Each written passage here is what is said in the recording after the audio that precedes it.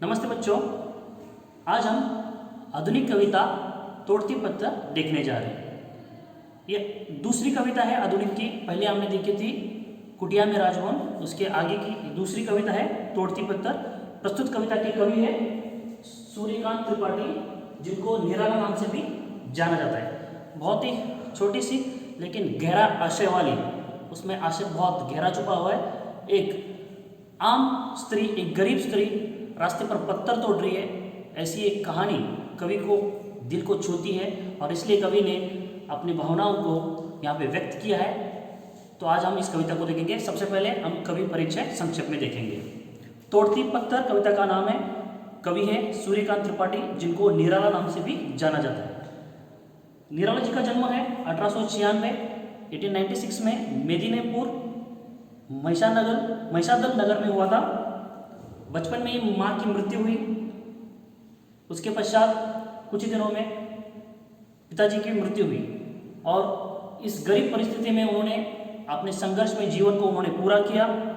बचपन से ही उनमें काव्य में बहुत रुचि थी, इंटरेस्ट था और ज़्यादातर उन्होंने कविता उनकी मार्मिक और गरीबी का चित्रण, यथार्थ चित्रण, वास्तविक चित्रण के ऊपर ज़्यादातर उनकी कविता दिखाई देती है। उनका जन्म उनकी मृत्यु 1961 में हुई।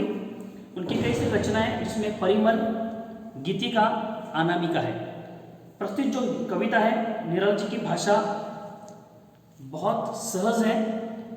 प्रस्तुत कविता का जो सारांश है, इस कविता का उद्देश्य क्या है? इस कविता का उद्देश्य है, प्रस्तुत कविता सड़क पर पत्थर तोड़ने वाले एक साधनहीन, जिसके पास कोई साधन नहीं है, ऐसी स्त्री, असहाय मजबूर स्त्री का सजीव चित्रण है। सजीव चित्रण है, लाइव चित्रण है, यथार्थ चित्रण है, वास्तविक चित्रण है, जिसमें कोई अतिशयोक्ति नहीं है, जो है उन्होंने दिखाने का काम किया है। गर्मियों के दिन है और गर्मियों के दिनों में रास्ते पर पत्थर तोड़ने वाले की स्त्री का वास्तविक चित्रण प्रस्तुत कविता के माध्यम से कवि निराला जी ने किए। तो सबसे पहले मैं कविता एक बार पढ़ूंगा, फिर एक बार उसके बाद हम उसको पैराग्राफ, उसका आशय समझेंगे। वो तोड़ती पत्थर, देखा उसे मैंने इलाहाबाद के पथ पर। वो तोड़ती पत्थर, देखा मैंने उसे इलाहाबाद के पथ पर। वो तोड़ती पत्थर, कोई न छायादार पेड़ वो जिसके तले बैठी हुई स्वीकार। शाम तन भर बंदा यौवन, नत नयन प्रिय कर्म रत मन। गुरु हथौड़ा हाथ करती बार बार प्रहार, सामने तरु मालिका अट्टालिका प्रकार। चढ़ रही धूप, गर्मी के दिन, दीवा का तमतमाता रूप, उठी झुलसती हुई लू, रुई जो जलती हुई भू। गर्द छिनगी छा गई, प्राय हुई दोपहर वो तोड़ती पत्थर। देखते देखा मुझे तो एक बार, उस भवन की ओर देखा छिन्न तार। देखकर कोई नहीं, देखा मुझे उस दृष्टि से, जो मार खा रोई नहीं। सजा सहज सितार, सुनी मैंने वो नहीं, जो थी सुनी झंकार। एक क्षण के बाद वो कांपी सुगर, डुलक माथे से गिरे शिखर। लीन होते कर्म में फिर जो कहा, मैं तोड़ती पत्थर। इस प्रकार एक संक्षिप्त कविता है लेकिन गहरा अर्थ है। पैराग्राफ में इसको मतलब समझाऊंगा। तो सबसे पहला पैराग्राफ है, वो तोड़ती पत्थर, पत्थर यानी स्टोन, वो पत्थर तोड़ रही है। देखा उसे मैंने इलाहाबाद के पथ पर, वो तोड़ती पत्थर। कवि ने इलाहाबाद, आज का प्रयागराज में, दोपहर की गर्मी में कवि ने एक औरत को पत्थर तोड़ते हुए रास्ते पर देखा। पथ यानी रास्ते, पथ यानी रास्ता। तो उन्होंने देखा, तो वो जो औरत है जो पत्थर तोड़ रही थी, उसके बारे में उन्होंने कहा है, कोई न छायादार अर्थात धूप से रक्षण करने के लिए उसमें कोई भी यहाँ पे साधन है, नहीं कोई उसके आसपास पेड़ है, ना कोई झोपड़ी है, ना कोई यहाँ पे शेड है जिसके नीचे वो बैठ कर वो पत्थर तोड़ सके। मतलब रास्ते पर पत्थर तोड़ने वाले का चित्रण, रास्ते पर पत्थर तोड़ने वाले जो लोग होते हैं, जो गरीब होते हैं, जो बेबस होते हैं, मजबूर होते हैं, और तमतमाती धूप में, चाहे वो बारिश हो चाहे वो सर्दियों का मौसम है, हर मौसम में वो अपने पेट के लिए, अपने रोजी रोटी के लिए, अपने 2 वक्त की रोटी के लिए वो मेहनत करते हैं। तो ये गर्मी के दिनों का सीन है, गर्मी के दिनों का ये नज़ारा है। जो रास्ते से कभी गुजर रहे थे, उन्होंने एक औरत को पत्थर तोड़ते हुए देखा। तो पत्थर तोड़ते हुए उन्होंने देखा कि वहाँ पे कोई छायादार पेड़ नहीं था, पेड़ वो जिसके तले बैठी स्वीकार, शाम तन भर बंदा यौवन, नत नयन प्रिय कर्म रत मन। ये जो पहला पैराग्राफ है, कवि कहते हैं कि इलाहाबाद के रास्ते पर, रोड पर, पथ पर मैंने ऐसी स्त्री को देखा जो अपने काम में मग्न थी, अपने काम में व्यस्त थी। उसके नत नयन अर्थात उसके जो आंखें थे नीचे थी, झुकी हुई थी और अपने काम में मग्न थी। मतलब वो अपने काम में व्यस्त थे। इतने लोग, हजारों लोग रास्ते में शायद गुजर रहे होंगे, लेकिन इस तमतमाती धूप में शायद कि कोई होगा कि रास्ते पर यहाँ से गुजरता होगा, तो फिर भी ऐसी तमतमाती धूप में कवि ने देखा कि एक औरत रास्ते पर पत्थर तोड़ रही है। उसको विश्राम करने के लिए आसपास कोई पेड़ नहीं है और वो विश्राम भी करना शायद नहीं चाहती, क्योंकि उसका काम उसको पूरा करने में वो व्यस्त है, मग्न है। श्याम तन अर्थात उसका शरीर सावला है, भरा यौवन अर्थात एक मजबूत शरीर वाली सावले रंग की एक स्त्री, एक औरत रास्ते पर भरी दोपहरी में, भरी गर्मी में वो पत्थर तोड़ रही है। अगला पैराग्राफ, गुरु हथौड़ा हाथ करती बार बार प्रहार, सामने तरु मालिका अट्टालिका प्राकार। देखो कवि कहते हैं गुरु अर्थात दक्ष, मतलब बहुत ही गंभीरता से, बहुत ही ध्यान से। हथौड़ा अर्थात आपको पता है हैमर, बार बार प्रहार, प्रहार अर्थात मारना, शाम तन आपका सावला शरीर, प्रहार में उसको घाव देना, मारना, मतलब बड़े पत्थर को छोटे पत्थरों में परिवर्तित करना, उसको टुकड़े करना, उसके टुकड़े करना। सामने तरु मालिका अट्टालिका प्राकार, उसके कुछ ही दूर, उसके सामने, उसके आसपास तो कोई पेड़ नहीं, लेकिन उसके कुछ ही दूर पेड़ों की मालिका है, बहुत सारे पेड़ है। साथ ही तरु अर्थात पेड़, अट्टालिका प्रकार, अट्टालिका, अट्टालिका मतलब है पक्की इमारतें हैं, प्राकार अर्थात बड़ा भवन। मतलब कवि ने जिस औरत को देखा जहां पे वो पत्थर तोड़ रही है, उस रास्ते पर धूप है, कोई पेड़ नहीं है, लेकिन उस औरत के कुछ ही दूर, उस पत्थर तोड़ने वाले औरत के कुछ ही दूर पर कई सारे पेड़ों की श्रृंखला है, मालिका है, बड़ी बड़ी इमारतें, पक्की इमारतें, बड़े बड़े भवन हैं। क्यों ये कह रहे कवि, आगे मैं बताता हूं।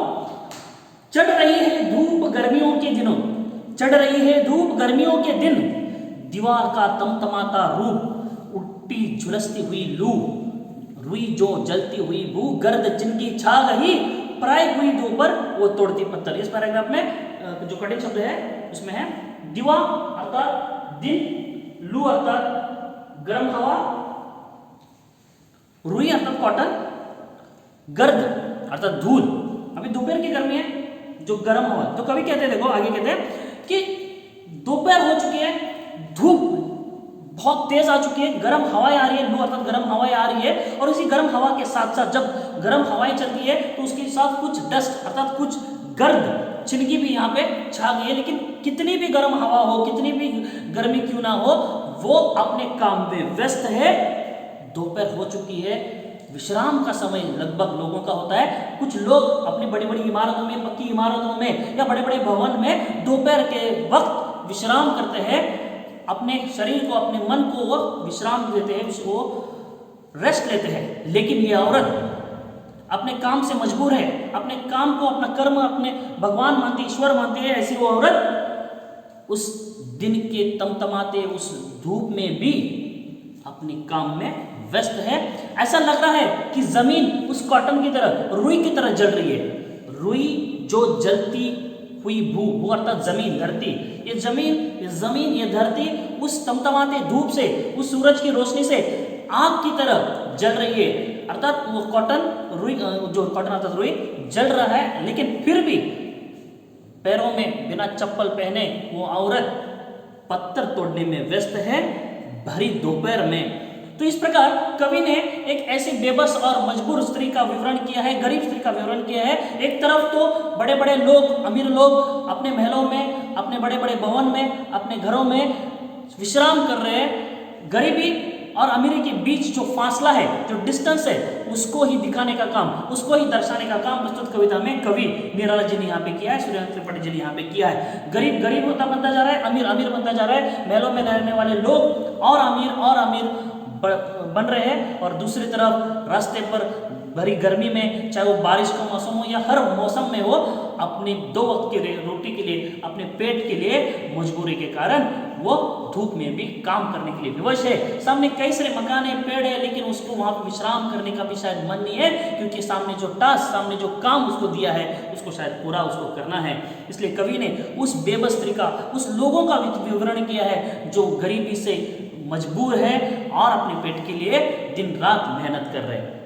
तो आगे कवि कहते हैं, देखते देखा मुझे एक बार, कवि जब सांस गुजर रहे थे और कवि ने उसको देखने के बाद कवि के मन में जो भावनाएं वो यहाँ पे प्रस्तुत कर रहे हैं। तो कवि ने उसको देखा और उसने भी कवि को, मतलब तोड़ती पत्थर तोड़ने वाली स्त्री को कवि ने देखा, और उस औरत ने भी, उस स्त्री ने भी कवि को देखा।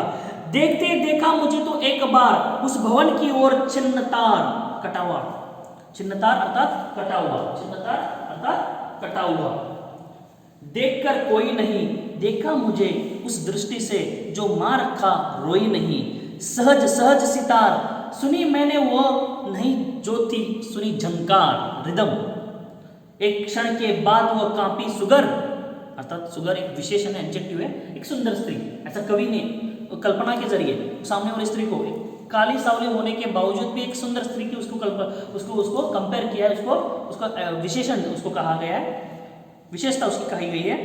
डुलक माथे से गिरे सिकर, सिकर अर्थात पसीना, सिकर अर्थात पसीना, लीन होते, लीन मतलब तल्लीन अर्थात मग्न होना, कर्म में फिर जो कहा, कर्म अर्थात काम, मैं तोड़ती पत्थर, मतलब अंतिम पैराग्राफ में मैं आपको समझाने की कोशिश करूंगा। कवि ने जब वो रास्ते में पत्थर तोड़ रही है, एक तरफ लोग अपने घरों में विश्राम कर रहे हैं, तमतमाता वो धूप है और उस धूप में भी वो औरत पत्थर तोड़ रही है, दूसरे लोग अपने घरों में विश्राम कर रहे हैं। तो ये दोनों के बीच का जो फासला है, जो दोनों के बीच में जो फर्क है, वही दिखाने का काम कवि ने किया है। एक तरफ गरीबी से मजबूर लोग अपने दो की रोटी के लिए अपना खून पसीना बहाकर वो क्या कर रहे हैं, काम कर रहे हैं, दूसरी तरफ लोग अपने घरों में बंद है, अपने विश्राम कर रहे हैं और उस धूप से बच रहे हैं। तो एक तरफ कवि ने उसको देखा और उसने कवि को देखा, तो उसके मन में शायद कुछ आया होगा, उस थोड़ी संकुचित हो गई होगी, थोड़ी उसको लग रहा होगा, उसको अनकंफर्टेबल लग रहा होगा, और उस संकुचते हुए उसके मन में जो आया वही कवि ने समझ लिया, कवि ने उसके दिल की बात समझ ली और मैंने उसकी दिल की आवाज समझ ली, और इसलिए कवि कहते हैं कि उसके मन में शायद आया होगा, क्या करूं, एक तरफ उसने उस बड़े महलों को देखा, एक तरफ उस पेड़ों की मालिकाओं की तरफ देखा, पेड़ों की श्रृंखला की तरफ देखा, लेकिन कवि ने यह कहा कि उसने मुझे देखा एक तरफ एक बार, और उसने एक बार उस बड़े बड़े महलों को देखा, मकानों को देखा, बड़े बड़े भवनों को देखा, और शायद उसने कहा होगा क्या करूं, मैं बेबस हूं, मैं मजबूर हूं, इसलिए उस तमतमाती धूप में, उस गर्मी की धूप में मैं आज काम करने के लिए मजबूर हूं। मैंने अर्थात कवि कहते हैं कि मैंने उसकी दिल की आवाज़ सुन ली, मैंने उस दिल की उनके उस रिदम को, उसके उस झंकार को मैंने सुन लिया है, लेकिन फिर भी वो अपने काम में व्यस्त हुई, मुझे देखकर वो थोड़ी संकुचित हुई, लेकिन फिर अपना सिर झुकाकर, अपनी आंखें झुकाकर वो अपने काम में मग्न हो गई। उसके माथे से पसीना टपक रहा था, सिकर अर्थात पसीना टपक रहा था। फिर वो शायद अपने मन ही मन में मुझे वो कहने की कोशिश कर रही है, क्या करूं, मैं बेबस हूं, और वो कह रही है मैं तोड़ती पत्थर, मैं उस रास्ते पर पत्थर तोड़ने वाली एक औरत हूं, बेबस हूं। एक तरफ गरीबी का चित्रण कवि ने यहाँ पे किया है, ऐसे लोगों का चित्रण किया है जो शोषित है, अर्थात कवि यहाँ पे दिखाने का काम कर रहा है कि शोषित वर्ग, जो अत्याचारी वर्ग है, मतलब जिन लोगों को बरसों से सालों से लोगों ने शोषण किया है, अमीरों ने गरीबों का किया हुआ शोषण को दिखाने का काम इस प्रस्तुत कविता के जरिए कवि सूर्यकांत त्रिपाठी जी अर्थात निर्मला ने किए। एक तरफ अमीर है, एक तरफ गरीब है, और गरीब किस प्रकार और ज्यादा गरीब होता जा रहा है, गरीबों पर होने वाले अत्याचारों पर कवि ने कटाक्ष किया है, कवि ने थोड़ा सा व्यंग्य किया है, और तोड़ती पत्थर इस कविता के जरिए कवि ने इलाहाबाद के रास्ते पर पत्थर तोड़ने वाली एक औरत का यथार्थ चित्रण, वास्तविक चित्रण इस कविता के माध्यम से किया है।